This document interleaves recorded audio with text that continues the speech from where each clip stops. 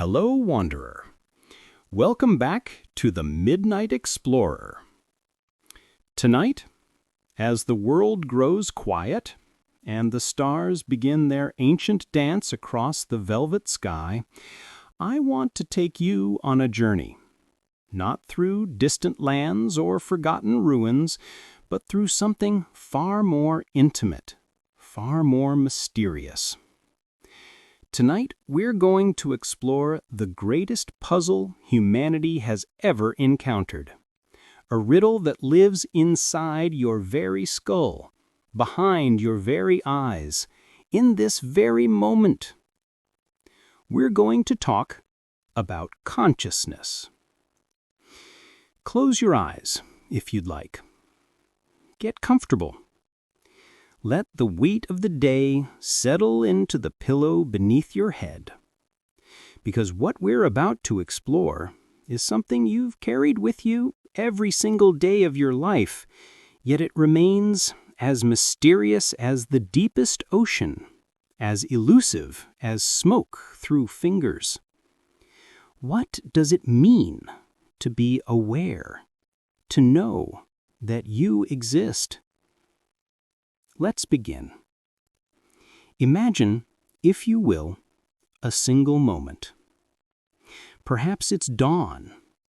The first thread of light touches the horizon, soft gold bleeding into deep blue.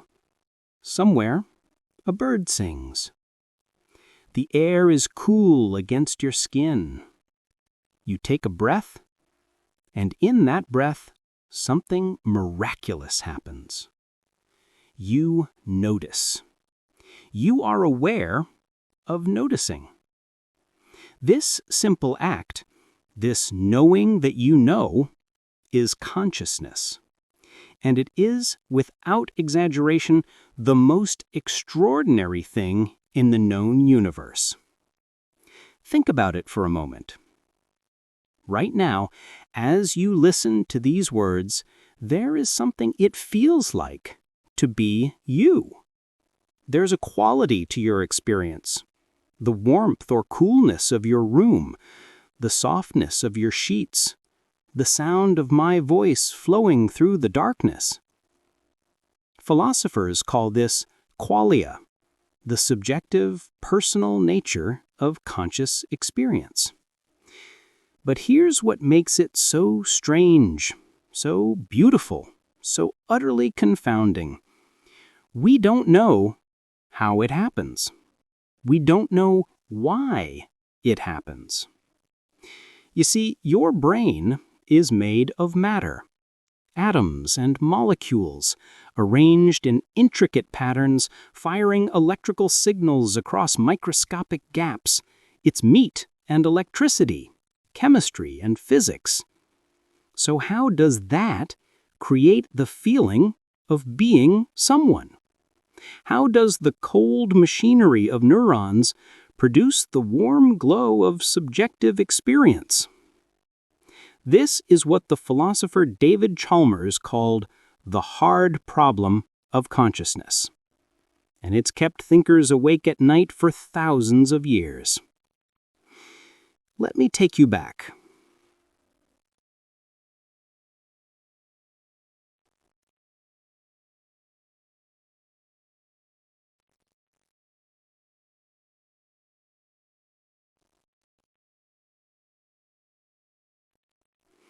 Far back, to the very first moments when humans began to wonder about wondering itself. Picture the world 40,000 years ago. The last ice age grips the earth. Small bands of humans huddle around fires in caves scattered across Europe and Asia. The night presses close. Infinite, dark, filled with sounds that speak of danger and mystery. But inside these caves, something extraordinary is happening. By firelight, a human hand, weathered, scarred, but steady, presses against the rough stone wall. Red ochre, mixed with animal fat and spit, is blown through a hollow reed, creating a negative image, a handprint, a signature, a message across millennia that says, I was here, I existed, I knew that I existed. These cave paintings aren't just art, they're evidence of self-awareness. They're consciousness recognizing itself and wanting to be remembered. The ancient peoples didn't have the word consciousness, but they grappled with its reality. They wondered about dreams, those strange journeys the mind takes when the body sleeps. They pondered death, that terrible moment when the person seems to vanish, leaving only a still form behind. Where does the person go? What is this animating force? The Egyptians believed in the Ka, a vital essence, a spiritual double that lived alongside the physical body. When someone died, their Ka would journey to the afterlife, carrying with it all the memories, all the personality, all the being of the person. They mummified bodies not out of primitive superstition, but from a sophisticated understanding that consciousness was somehow precious, somehow worth preserving. In the Indus Valley, around 1500 BCE, the early Vedic peoples of ancient India were composing the Upanishads, profound philosophical texts that would shape thinking about consciousness for millennia. They spoke of Atman, the true self, the eternal consciousness that underlies all individual existence. They asked, who is the one who thinks? Who observes the thoughts? If you can watch your own mind, who is the watcher? One passage from the Katha Upanishad speaks with startling clarity across the centuries. The self cannot be known through study of the scriptures, nor through the intellect, nor through hearing discourses. The self can be attained only by those whom the self chooses. Verily, unto them does the self reveal itself. They understood somehow that consciousness cannot fully grasp itself, just as a knife cannot cut itself, just as an eye cannot see itself seeing. Meanwhile, in ancient Greece, philosophers were asking their own questions. Around 400 BCE, a man named Socrates walked the streets of Athens, stopping people and asking them uncomfortable questions. His method, the Socratic dialogue, was based on a radical idea. By questioning our own beliefs, by examining our own thoughts, we can move closer to truth. But Socrates' most famous declaration wasn't about politics or ethics, it was about consciousness itself. He said, "The unexamined life is not worth living." Think about that. To examine your life, you must be aware of being aware. You must be able to think about thinking, to observe your own mind. This recursive loop, this self-reference, is at the heart of consciousness. Socrates' student Plato took these ideas further. In his famous allegory of the cave, he imagined prisoners chained in a cave since childhood, able to see only shadows on a wall. These shadows are all they know of reality. But what if one prisoner were freed? What if they turned around and saw the fire casting the shadows? What if they walked out of the cave entirely and saw the sun itself? This allegory is about many things: truth, knowledge, enlightenment, but it's also about consciousness recognizing its own limitations, understanding that what we experience might not be the full reality, that there might be layers beyond what our awareness can grasp. Plato's student Aristotle brought a more systematic approach. In his work De Anima, On the Soul, he attempted to classify different levels of consciousness. Plants have a vegetative soul. They can grow and reproduce. Animals have a sensitive soul. They can perceive and move. Humans have a rational soul. They can think abstractly and be aware of their own thinking. Even then, 2,400 years ago, Aristotle recognized that human consciousness was somehow different, somehow special. In fact, Descartes concludes that the mind and body are completely separate substances. The body is physical, extended in space, mechanical. The mind is non-physical, thinking, conscious. This view, called Cartesian dualism, will influence Western thought for centuries. But it also creates a profound problem.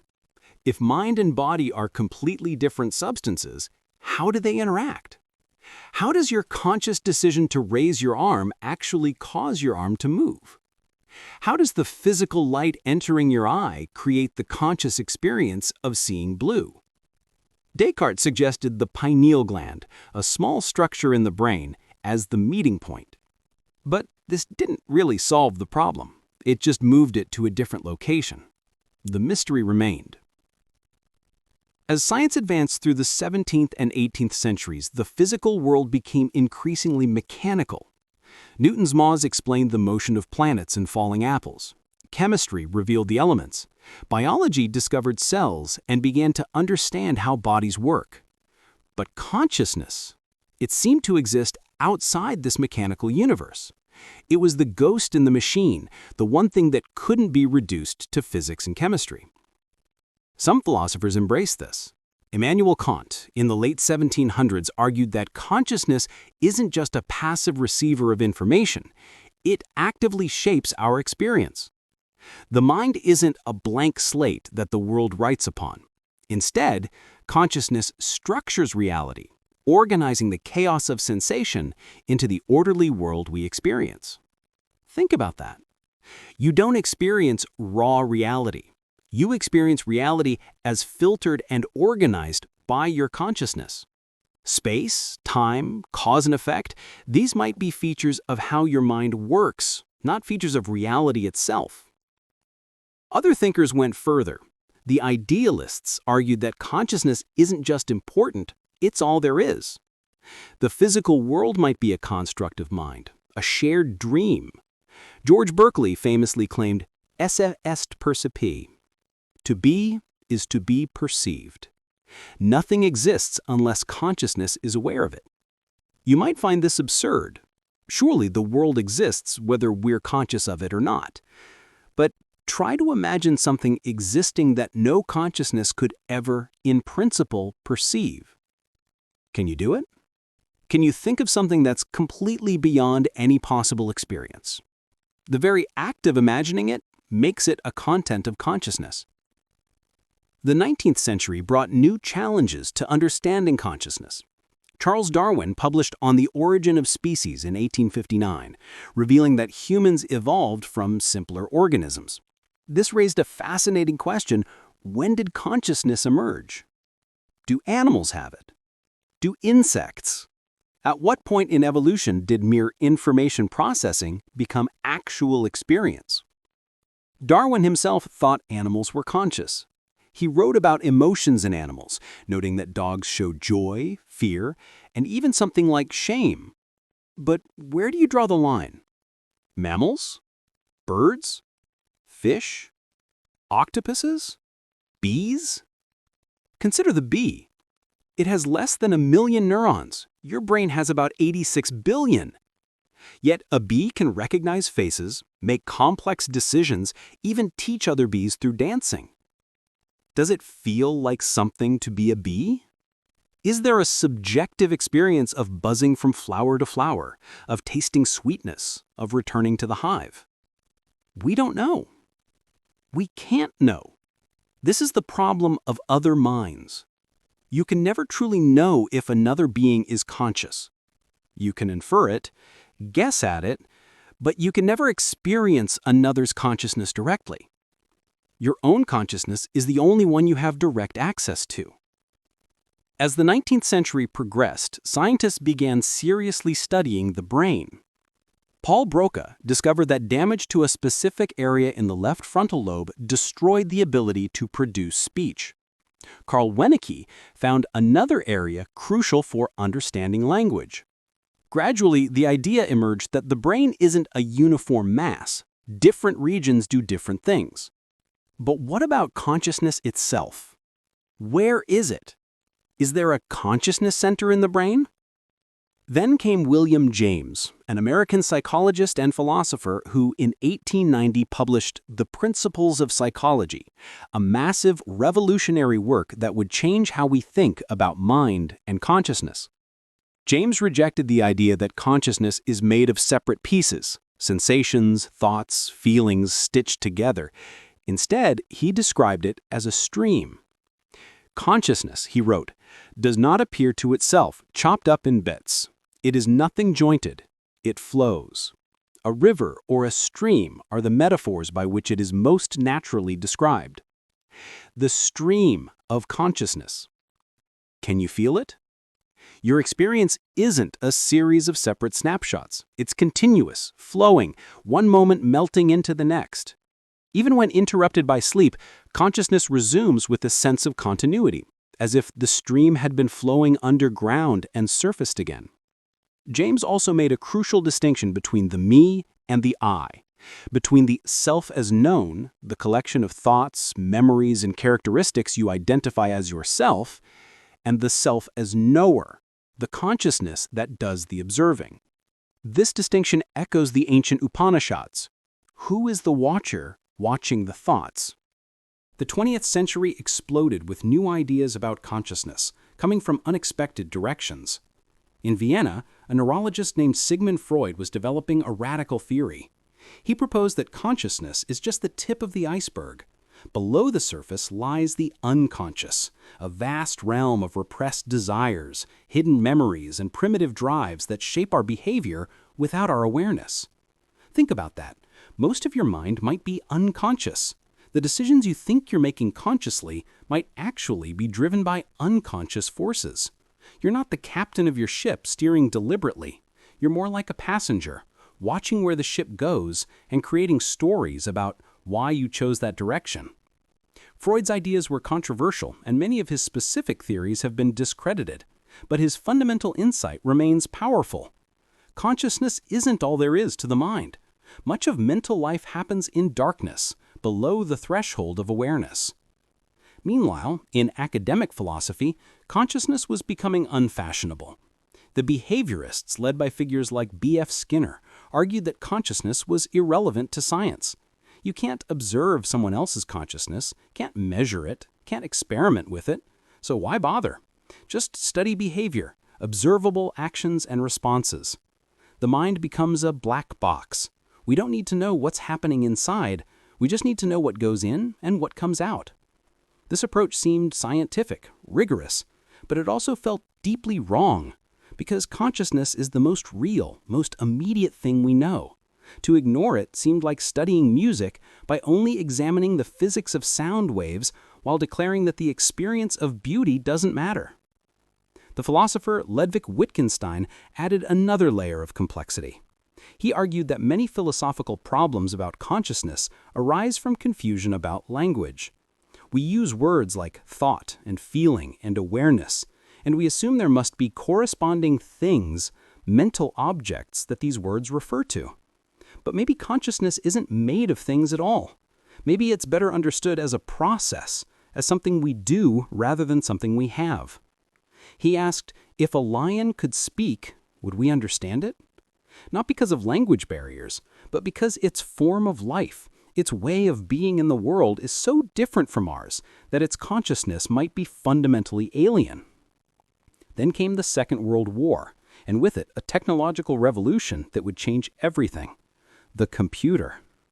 In 1950, a British mathematician named Alan Turing published a paper asking, "Can machines think?" He proposed a test. If you couldn't tell whether you were conversing with a computer or a human, then the computer should be considered intelligent. But notice what Turing didn't quite ask. Can machines be conscious? Can there be something it feels like to be a computer? Intelligence and consciousness might not be the same thing at all. The computer metaphor captivated researchers. Maybe the brain is like a computer, processing information, running programs. Maybe consciousness is what it feels like to be a certain kind of information processing system. This gave birth to cognitive science in the 1960s and 70s, an interdisciplinary field bringing together psychology, neuroscience, computer science, linguistics, and philosophy to study the mind. Finally, consciousness was respectable again. It wasn't mystical or unscientific. It was a phenomenon that could be investigated. In 1974, a philosopher named Thomas Nagel published an essay that would become one of the most influential pieces ever written about consciousness. It was called, "What is it like to be a bat?" Nagel pointed out something crucial. A bat experiences the world through echolocation. It sends out ultrasonic squeaks and listens for the echoes, building up a sonic picture of its environment. You could, in principle, learn everything physical about bat neurology. You could understand exactly how echolocation works, which neurons fire in which patterns. But you still wouldn't know what it feels like to be a bat. You wouldn't have access to the bat's subjective experience. This is the hard problem again, stated with beautiful clarity. Objective knowledge, the kind that science gives us, doesn't automatically give us subjective understanding. The physical facts don't seem to fully explain the experiential facts. Nagel wrote, "Fundamentally, an organism has conscious mental states if and only if there is something that it is like to be that organism, something that it is like for the organism to be. This what it is like quality is consciousness. It's the felt experience, the subjective perspective, the inner life." Around the same time, neuroscientists were making stunning discoveries. They found that the brain isn't a single unified system. It's more like a collection of semi-independent modules, each handling different tasks. The two hemispheres of the brain can even be separated, as in split-brain patients whose corpus callosum has been severed, resulting in what seem like two separate consciousnesses in one skull. In one famous experiment, researchers showed the word key to a split-brain patient's left visual field, processed by the right hemisphere, and the word ring to the right visual field, processed by the left hemisphere. When asked what they saw, the patient said ring, because the left hemisphere, which controls speech, only saw ring. But when asked to draw with their left hand, controlled by the right hemisphere, what they saw, they drew a key. Two consciousnesses? Or one consciousness receiving contradictory information? The question is dizzying. The 1980s and 90s brought a renaissance in consciousness studies.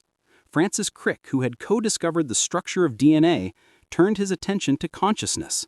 He argued that consciousness must have a neural correlate, specific patterns of neural activity that correspond to specific experiences. Find those patterns and you found the footprints of consciousness in the brain. Researchers began using new technologies, fMRI, PET scans, EEG, to peer inside living brains. They discovered fascinating things. When you're conscious of seeing something, a particular pattern of neural oscillations occurs, neurons firing together at about 40 Hz, binding information from different brain regions into a unified experience. But did they solve the hard problem? Did they explain why those neural oscillations feel like something? Not really. They found correlations. Brain state X corresponds to experience Y. But correlation isn't explanation. The mystery of how physical processes create subjective experience remained. Daniel Dennett, a philosopher and cognitive scientist, proposed a radical solution. Deny that consciousness is what we think it is. There is no inner theater where experiences play out. There's no central viewer watching the show. Consciousness is an illusion, not in the sense that it doesn't exist, but in the sense that it's not what it seems to be. It's more like a magician's trick that evolution played on us, creating the compelling sensation that there's a unified you experiencing things, when really there's just a massively parallel information processing system creating useful fictions about itself. Many found this unsatisfying. After all, the one thing you can't doubt is that you have subjective experiences. Even an illusion is something that's experienced, and that experiencing itself is what needs to be explained.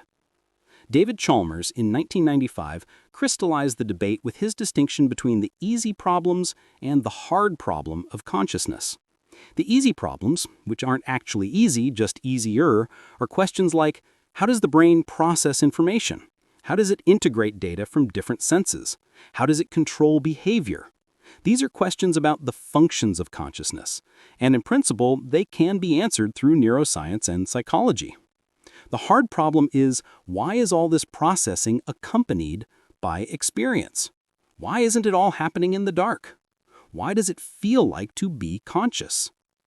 Chalmers suggested that consciousness might be fundamental, like space, time, and mass, not reducible to anything more basic, but a basic feature of the universe that must be accepted and incorporated into our theories. This view, panpsychism, has ancient roots, but it's been revived by some modern philosophers and even some physicists. Maybe consciousness isn't something that magically emerges when matter gets complex enough. Maybe it's there all along in some primitive form, even in simple systems. Maybe every electron has a tiny spark of experience. And when you combine trillions of particles in the right configuration, a brain, you get the rich, complex consciousness we experience. Does an electron experience anything? The idea seems absurd. But is it any more absurd than the idea that unconscious matter, by rearranging itself, suddenly becomes conscious? Let's come to the present moment, to now, to this very instant as you listen, as neural patterns dance through your brain, as consciousness arises mysteriously from matter and energy. What have we learned? What do we know about consciousness in the 21st century? We know, first, that consciousness is tied intimately to the brain. Damage to specific brain regions affects consciousness in specific ways. Destroy the brainstem, and consciousness vanishes. Damage the visual cortex, and visual consciousness disappears, though you might deny you're blind, a condition called blind sight. The drug ketamine can dissociate your consciousness, making you feel disconnected from your body, observing yourself from the outside. We've discovered that consciousness has levels. There's wakefulness, the basic arousal of the brain. There's awareness, being conscious of specific content. And there's self-awareness, knowing that you're aware. These can come apart. In certain vegetative states, patients are awake, their eyes open and close, they have sleep-wake cycles, but seem to have no awareness. In locked-in syndrome, patients are fully conscious but completely paralyzed, unable to communicate, except perhaps through eye movements. This has profound implications. How do we know who's conscious and who isn't? A patient might appear vegetative but actually be conscious inside a non-responsive body. Recent research using fMRI has found that some patients diagnosed as vegetative show brain activities suggesting consciousness. When asked to imagine playing tennis, a specific pattern appears in their motor cortex. When asked to imagine walking through their house, a different pattern appears in their spatial navigation areas. They can't move or speak, but they can think, and those thoughts create detectable brain patterns. Imagine the horror, being conscious but unable to communicate, perhaps for years, while people around you assume you're not there. We've also learned that consciousness is flexible, changeable. Meditation can alter it. Experienced meditators can achieve states of consciousness quite different from ordinary waking awareness. states of profound calm, of dissolution of the self, of pure awareness without content. Studies of meditators' brains show remarkable changes. After thousands of hours of practice, the default mode network, the brain network associated with self-referential thinking, mind-wandering, the constant chatter of the mental I, becomes less active. It's as if the self, that persistent sense of being a separate individual, can be quieted or even temporarily dissolved. This aligns with what Buddhist monks have reported for millennia. The self is a construct, not a fundamental reality. With training, you can experience consciousness without a strong sense of self. Pure awareness, clear and bright, without an I at the center.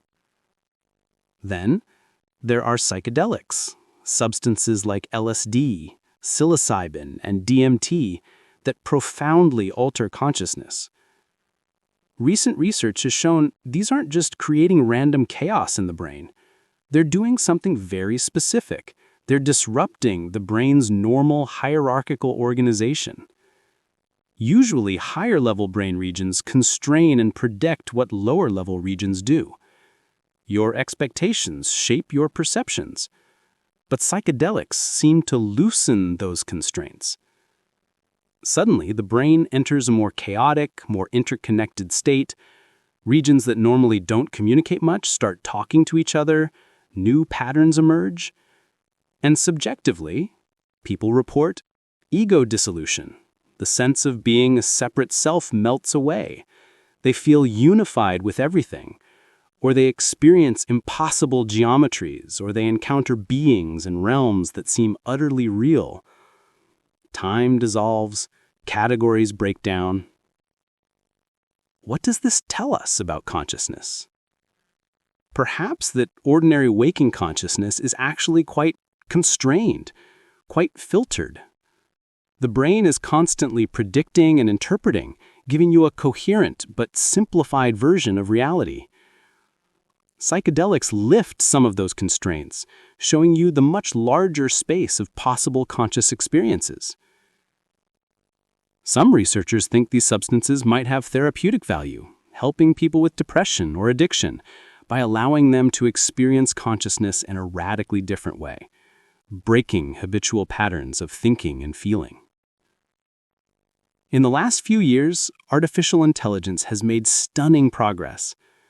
We now have AI that can write coherent text, create art, solve complex problems, even pass professional exams. They can converse in ways that seem intelligent, creative, aware. But are they conscious? Most researchers say no. These are sophisticated information processing systems, but there's no reason to think there's anything it feels like to be GPT or Claude or any other AI. They're simulating intelligence, not experiencing it. But how would we know? We have the problem of other minds again. If an AI claimed to be conscious, would we believe it? What tests could we run? The Turing test only measures whether we can distinguish the AI's behavior from a human's. It doesn't tell us about inner experience. Some philosophers argue that consciousness requires certain things, like biological tissue, or evolved bodies, or emotional systems. A digital system, no matter how sophisticated, can't be conscious because it lacks these prerequisites. Others argue that consciousness is substrate independent. It doesn't matter whether you're made of neurons or silicon. What matters is the pattern of information processing, the structure of the system. If that structure is sufficiently similar to a conscious brain, then consciousness should emerge. This isn't just an abstract question. If we create conscious AI, we have moral obligations towards it. Conscious beings can suffer. They have experiences that matter. Turning off a conscious AI might be murder. Running painful experiments on it might be torture. On the flip side, As AI becomes more sophisticated, we might learn more about consciousness. By trying to create it artificially, we might understand what's necessary for it, what its essential features are. Then, there's Integrated Information Theory, or IIT, one of the most ambitious current theories of consciousness. Proposed by neuroscientist Giulio Tononi, IIT tries to mathematically quantify consciousness. The theory states that consciousness is integrated information. A system is conscious to the degree that it integrates information, meaning that the state of the whole cannot be reduced to the sum of its parts. Your brain has high integrated information because each region influences and constrains the others in complex ways. The overall state of your brain can't be decomposed into independent modules. IIT makes some surprising predictions. It suggests that simple systems can have small amounts of consciousness. It also suggests that some sophisticated information processing systems might not be conscious if their information isn't sufficiently integrated. According to IIT, a sophisticated AI running on a traditional computer architecture might not be conscious, even if it behaves intelligently, because the information isn't integrated in the right way. But a simpler system, maybe even something like a thermostat, in an extremely minimal way, might have a tiny spark of consciousness because it integrates information about itself and its environment. Critics argue that IIT leads to panpsychism, consciousness everywhere, which seems absurd. Defenders argue that we should follow the theory where it leads, even if the conclusions are strange. Another major theory is global workspace theory, proposed by Bernard Bars. This theory suggests that consciousness is like a theater. At any moment, only certain information is in the spotlight on the stage. This is what you're conscious of. But there's a vast unconscious audience of cognitive processes that can access this information and use it to guide behavior. Consciousness, in this view, is the brain's way of broadcasting certain information widely, making it available to many different systems. You're conscious of what's in the global workspace, the information that's been selected for broad dissemination. This explains many features of consciousness, like its limited capacity. Only so much can be in the spotlight at once, and its role in flexible, creative thinking. By broadcasting information widely, the brain can generate novel combinations and solutions. Most physicists don't think so, but we don't fully understand quantum mechanics yet. The measurement problem, why quantum systems behave differently when observed, remains mysterious. Some small possibility remains that consciousness is more fundamental than we've imagined. Let's explore some of the strangest facts about consciousness, the phenomena that reveal just how bizarre and wonderful this mystery really is. First, consider blind sight. People with damage to their primary visual cortex can become cortically blind.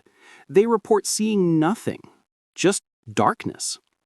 But when researchers ask them to guess where objects are, they guess correctly far more often than chance would allow.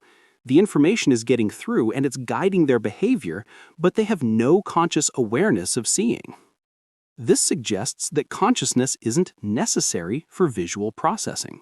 Your brain can analyze visual information, recognize objects, guide actions, all without any conscious experience.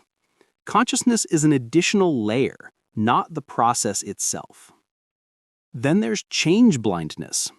If you're shown two nearly identical images that alternate, with a brief blank screen between them, you often won't notice even large changes, a person's clothing, a building appearing or disappearing. Your consciousness is surprisingly sparse. You feel like you see a rich, detailed world, but you're actually conscious of far less than you think. Your brain fills in the gaps, creating an illusion of completeness. Similarly, inattentional blindness shows that you can fail to see something directly in front of you if your attention is elsewhere.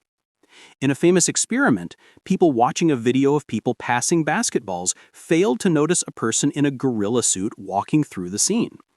It seems impossible. How could you miss a gorilla? But consciousness requires attention. Without attention, information can be processed by your brain, but never reach awareness. Consider split brain patients again. When the two hemispheres are disconnected, each seems to have its own consciousness. The left hemisphere can speak and often confabulates, makes up stories to explain behavior it didn't consciously choose. The right hemisphere can't speak but can respond through actions. Are there two separate people sharing one body? Or one person with a divided consciousness? One split brain patient, when asked what he wanted to be, answered a draftsman with his left hemisphere, but his right hemisphere spelled out automobile racer using letter tiles with his left hand. Two different desires, two different selves? The implications are unsettling. Then there's the phenomenon of consciousness emerging from unconsciousness. Every night, you fall asleep. Consciousness fades. For hours, you might be completely unconscious if you're in deep, dreamless sleep. Then somehow, consciousness returns. Where did it go? What happens to the you during those hours? Dreams complicate this further. In dreams, you have vivid experiences, sights, sounds, emotions, but your sensory systems aren't receiving external input. Your brain is generating the entire experience internally. The world you perceive in a dream is purely a construction of your consciousness. And sometimes people become lucid in dreams. They realize they're dreaming while still asleep. Suddenly, they have conscious control in a world generated by their own unconscious mind. They can fly, walk through walls, create scenarios deliberately. It's consciousness observing itself, creating reality. Research on lucid dreamers has revealed something remarkable. When lucid dreamers move their eyes in a predetermined pattern, left, right, researchers can detect that exact pattern on an EEG. The dreamer has successfully communicated from inside the dream state. They've sent a message from one state of consciousness to another. What about the timing of consciousness? Benjamin Libet performed famous experiments in the 1980s that shook our understanding of free will. He asked people to move their finger whenever they felt like it and to note the exact moment they decided to move. Meanwhile, he measured their brain activity. The result? The brain began preparing for the movement about half a second before the person reported deciding to move. The conscious decision came after the brain had already started the process. Does this mean free will is an illusion? That consciousness is just a passenger, observing decisions that have already been made unconsciously? Many philosophers and scientists have debated this. Some argue that the unconscious brain activity is part of the decision-making process, and consciousness is the culmination of that process, not something separate from it. Others argue that we need to revise our understanding of free will entirely. Think about your own experience. When you decide to move your hand, do you experience forming the intention, then executing it? Or does the hand just move, with the sense of I decided coming along with or after the movement? The more you pay attention, the stranger it becomes. Then there's the binding problem. Your brain processes color in one area, motion in another, shape in a yet another, yet you don't experience these as separate. When you see a red ball rolling, you experience one unified object with color, shape, and motion all bound together. How does the brain create this unified experience from distributed processing? We don't fully know. The neural correlates of consciousness, those 40 Hz oscillations I mentioned, might be part of the answer. These oscillations might bind information from different brain regions into a coherent whole. But how oscillating neurons create the feeling of unified experience remains mysterious. Consider also the hard-to-explain phenomena at the edges of consciousness. Near-death experiences where people report floating above their bodies, moving through tunnels toward light, feeling overwhelming peace, or meeting deceased loved ones. Are these genuine glimpses of consciousness existing beyond the brain? Or are they hallucinations created by a dying, oxygen-starved brain? Most neuroscientists favor the second explanation. Similar experiences can be induced with certain drugs or through oxygen deprivation. The brain's systems for spatial awareness, emotional regulation, and memory can generate these experiences when they malfunction. But for those who've had such experiences, they often feel more real than ordinary reality, vivid, meaningful, transformative. Then there's the phenomenon of mystical experiences. People throughout history, across all cultures, have reported experiences of unity with the universe, dissolution of the self, ineffable peace and understanding. William James studied these extensively in his book, The Varieties of Religious Experience. He noted they have common features: a sense of noetic quality, revealing deep truth; ineffability, impossible to put into words; transiency, they pass quickly; and passivity, happening to you rather than something you do.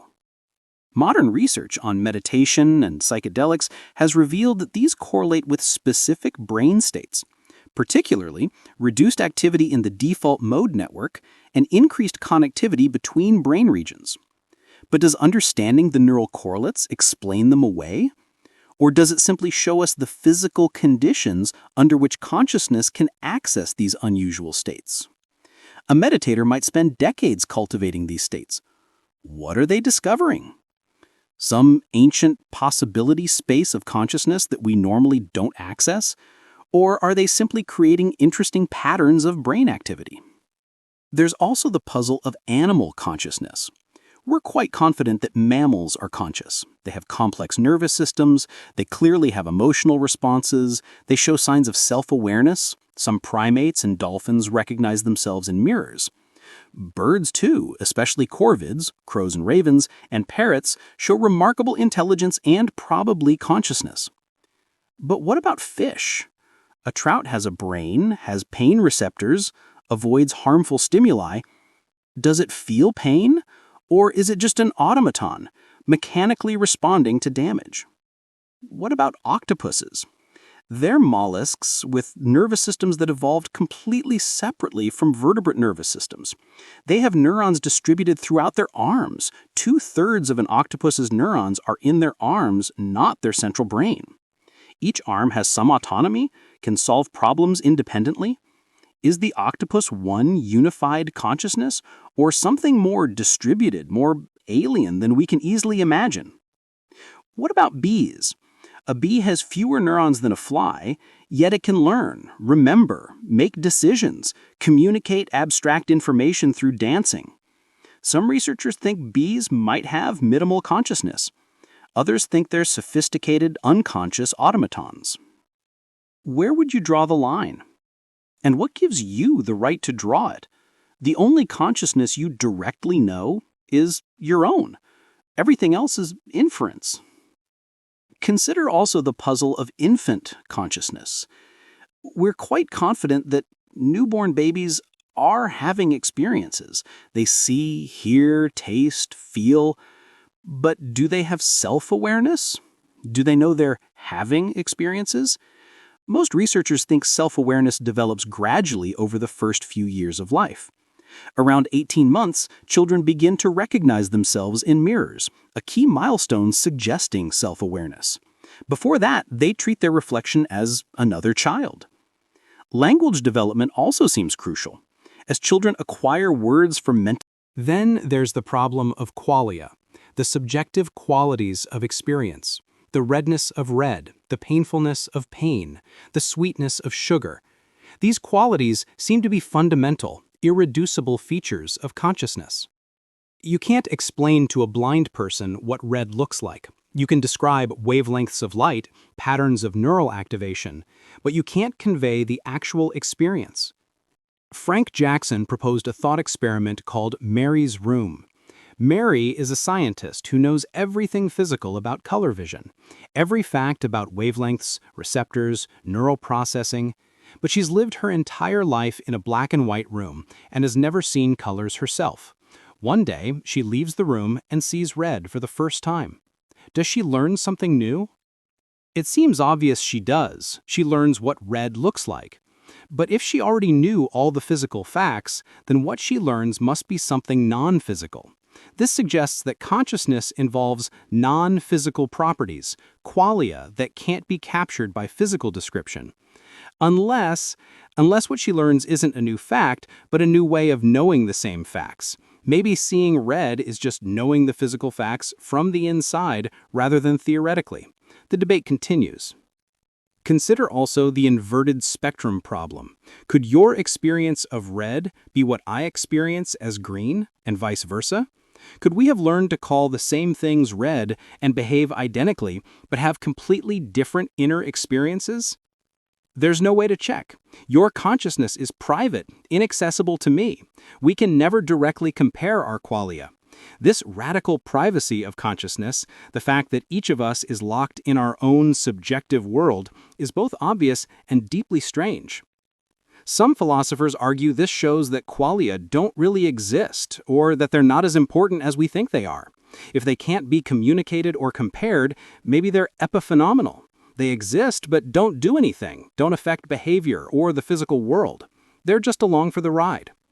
But this seems absurd. Consciousness is the most important thing to you. The entire reason you care about anything is because of how it feels consciously. Pain matters because it hurts, because of its qualitative feel. A universe without consciousness would be a universe without value, without meaning, without anything mattering to anyone. Then there's the question of the self. Who are you? The question seems to have an obvious answer. You're you, the person having these experiences, making these choices. But when you look closely, the self becomes slippery. You're not your body. Your body's cells are constantly replaced, and you can imagine, in principle, transferring your consciousness to a different body. You're not your memories. Memories fade and change, and someone with amnesia is still themselves. You're not your personality. Personality changes over time, sometimes dramatically, yet something seems to persist. David Hume, the 18th century philosopher, introspected carefully and reported, "When I enter most intimately into what I call myself, I always stumble on some particular perception or other.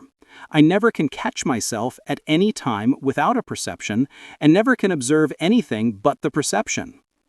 There's no separate self observing the experiences. There's just the experiences themselves. The self is a bundle of perceptions, not an additional thing beyond them. Buddhism teaches something similar. The sense of self is a construction, a useful fiction. When you meditate deeply, watching your thoughts and sensations without identifying with them, the self can seem to dissolve. There are experiences happening, but no separate experiencer. Just the stream of consciousness flowing. But this is counterintuitive.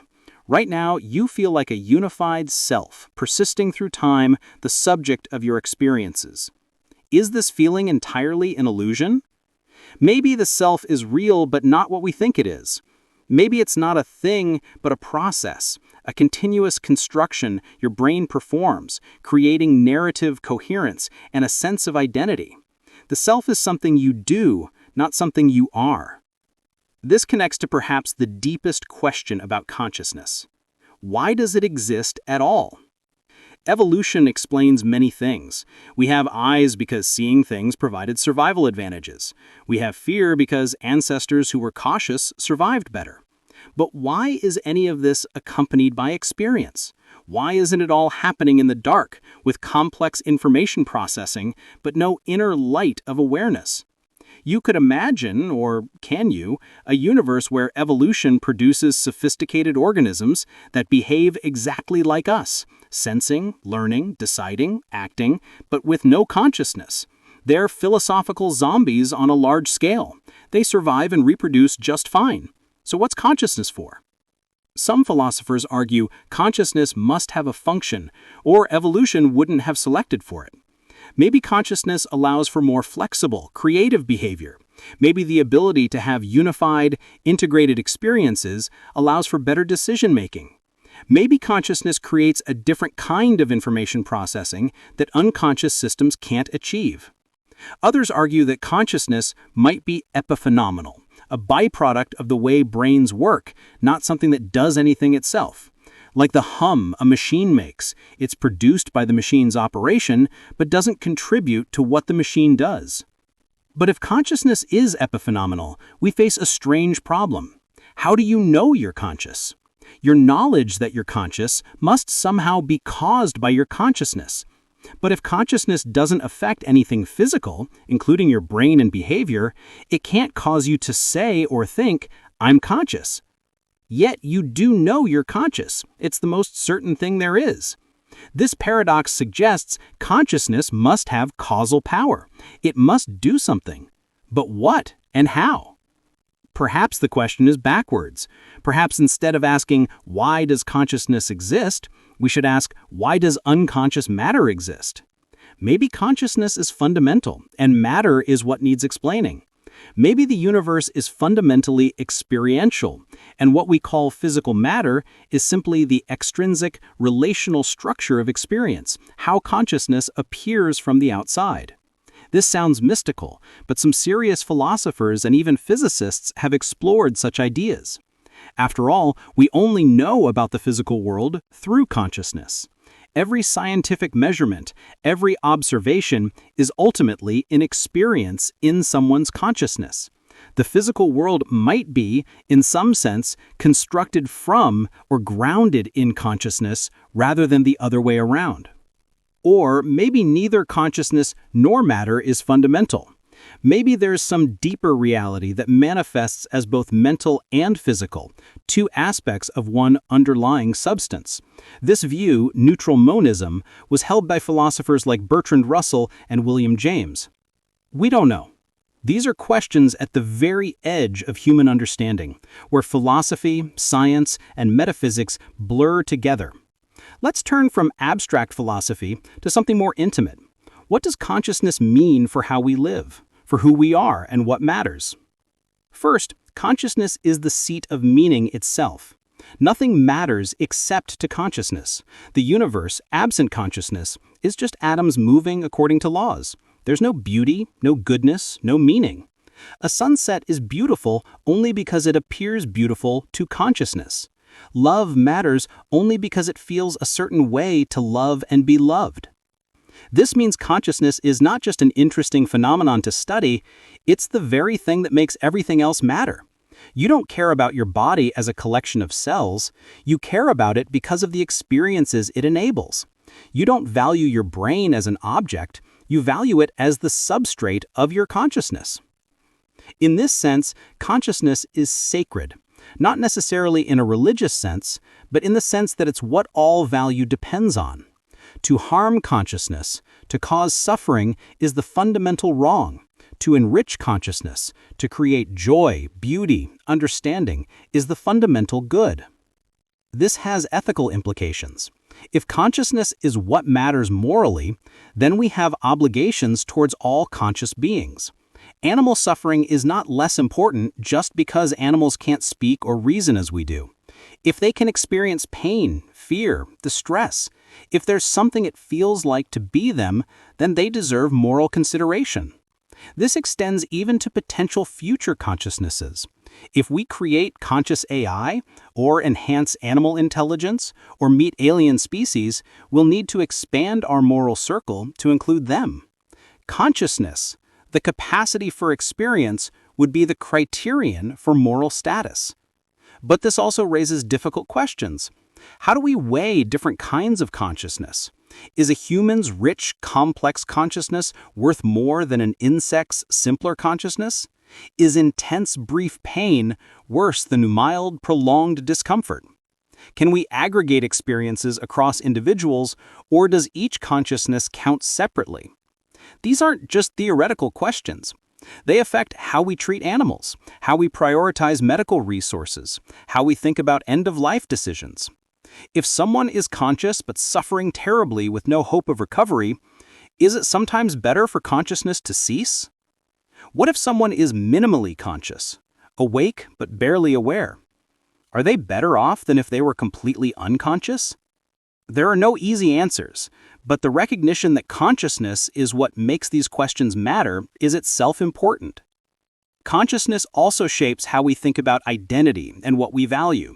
You might love someone for their consciousness, for their unique way of experiencing. What would it mean to disrupt that continuity?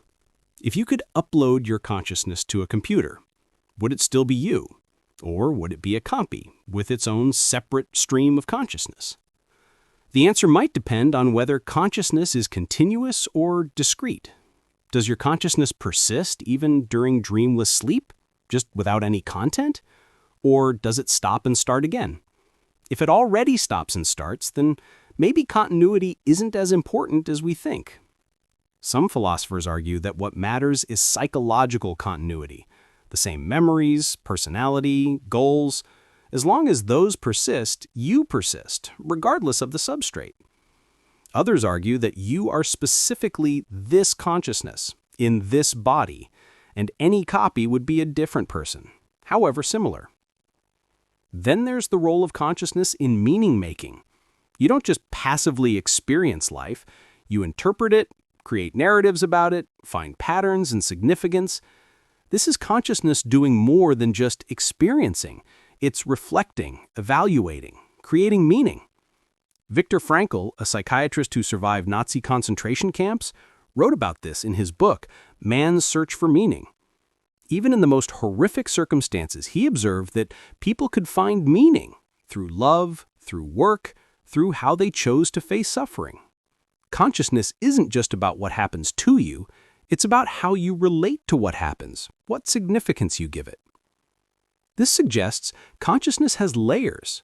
There's first-order consciousness, experiencing things, and there's higher-order consciousness, being aware of your experiences, reflecting on them, creating meaning from them.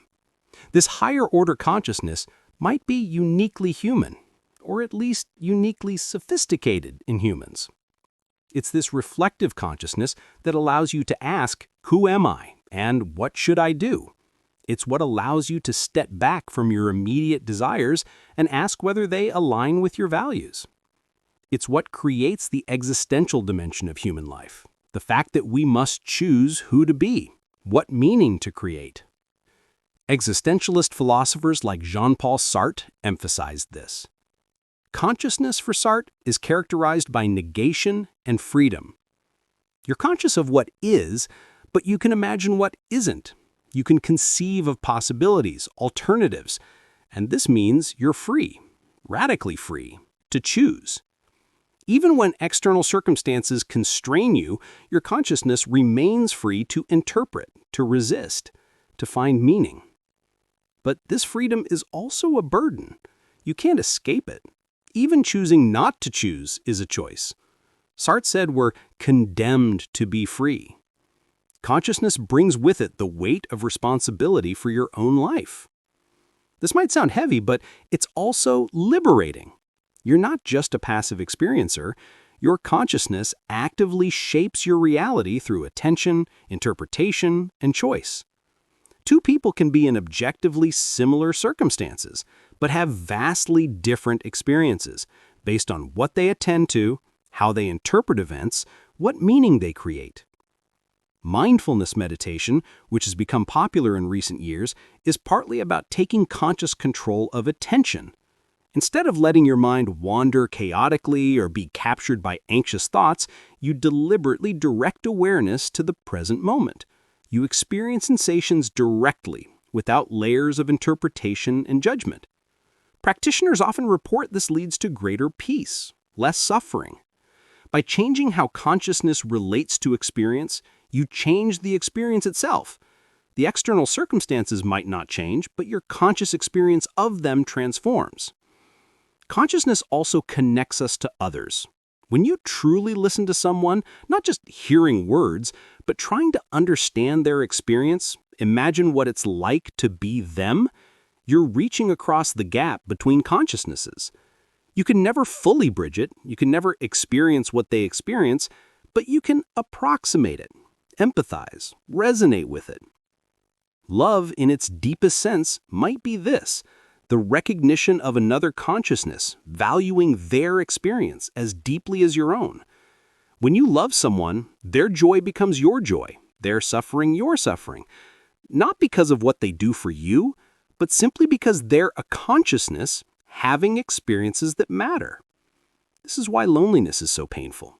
It's not just the absence of company, it's feeling that your consciousness is isolated, that no one truly knows or cares about your inner experience. And connection is so precious because it's the partial bridging of that isolation, the recognition that you're not alone in being conscious.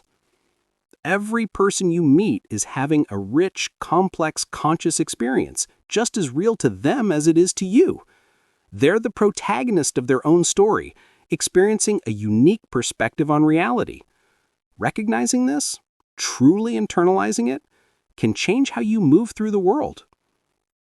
Let's explore the far reaches of consciousness, the altered states that show us the full range of what consciousness can be. We've touched on meditation, but let's go deeper. In certain advanced meditative states, practitioners report experiences that sound impossible. The dissolution of the boundary between self and world, the cessation of all sensory experience while remaining aware, consciousness without content.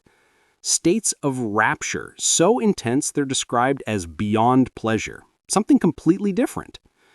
These aren't just metaphors or hallucinations. Brain imaging shows distinctive patterns during these states. Deep meditation affects the default mode network, reduces activity in brain regions associated with self-referential thinking, and increases connectivity in networks associated with present moment awareness. Some traditions describe jhanas, states of deep meditative absorption where attention becomes completely unified with its object. Meditators can remain in these states for hours, emerging refreshed and transformed. They describe them as among the best experiences of their lives. What are they accessing? Some possibility space of consciousness that's always available but usually obscured by the noise of daily life? Or are they creating these experiences through the disciplined training of attention? Either way, it demonstrates that consciousness is far more flexible than ordinary waking awareness suggests. Your normal state is just one option among many.